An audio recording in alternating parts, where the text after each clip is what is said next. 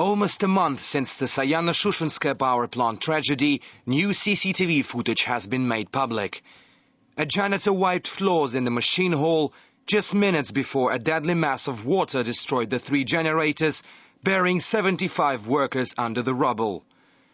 Panicked employees rushed to the exit.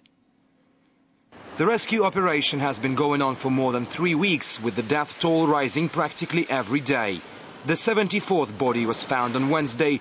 1 more woman is still missing. A feeling of heavy grief is still felt around the region.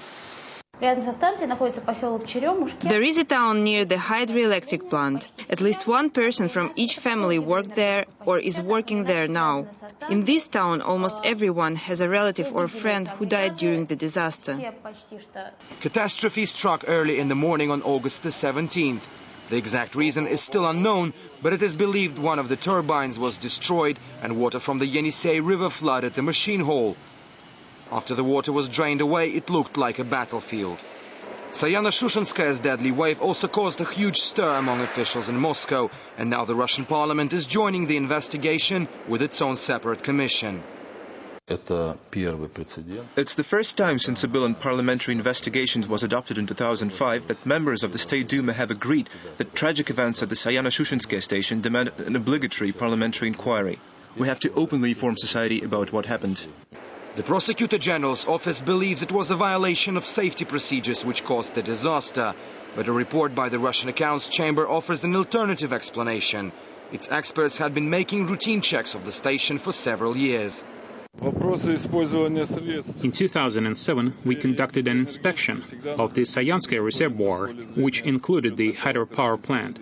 In 2008, we inspected Roshydro, and that inspection again included the Sayano-Shushenskaya station.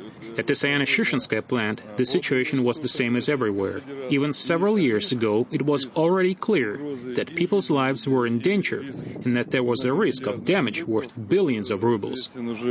Work to rebuild the plant is due to start next year, with around $300 million already allocated for the task. However, the Roshydro company, which runs the station, is considering asking the government for another $500 million. Meanwhile, 25 families of the dead workers have received $1 million rubles of compensation each. That is about $30,000.